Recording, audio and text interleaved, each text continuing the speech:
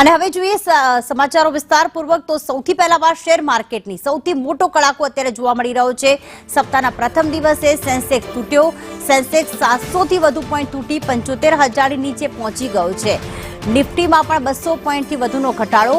નિફ્ટીએ 22,600 ની સપાટી પણ તોડી નાખી છે। શુક્રવારે ભારે કડાકા બાદ આજે પણ સપ્તાહની શરૂઆતમાં ઘટાડો જોવા મળી રહ્યો છે। ડોનાલ્ડ ટ્રમ્પે ભારત પર ટેરિફ લગાડવાની આપેલી ધમકીની અસર અત્યારે શેર માર્કેટ પણ જોવા મળી રહી છે। ગત સપ્તાહ બાદ આ સપ્તાહની પણ ખરાબ શરૂઆત જોવા મળી રહી છે। શુક્રવારે પણ ભારે કડાકો નોંધાયો હતો અને આજે વધુ એક વખત રેડ ઝોનમાં જ હાલમાં શેર માર્કેટ ટ્રેડ કરી રહ્યું છે। સપ્તાહની શરૂઆતમાં જ હાલમાં નેગેટિવ શરૂઆત કરી છે, ખરાબ શરૂઆત થઈ છે। ડોનાલ્ડ ટ્રમ્પ જ્યારથી રાષ્ટ્રપતિ બન્યા ત્યારથી અલગ અલગ દેશો અને એમાં ભારતનો પણ સમાવેશ થાય છે।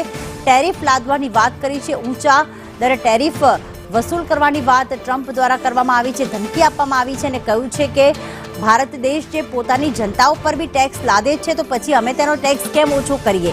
જેના જ કારણે આ વધુ ટેરિફ લાદવાની વાત કરવામાં આવતા તેની અસર શેર માર્કેટ ઉપર જોવા મળી રહી છે।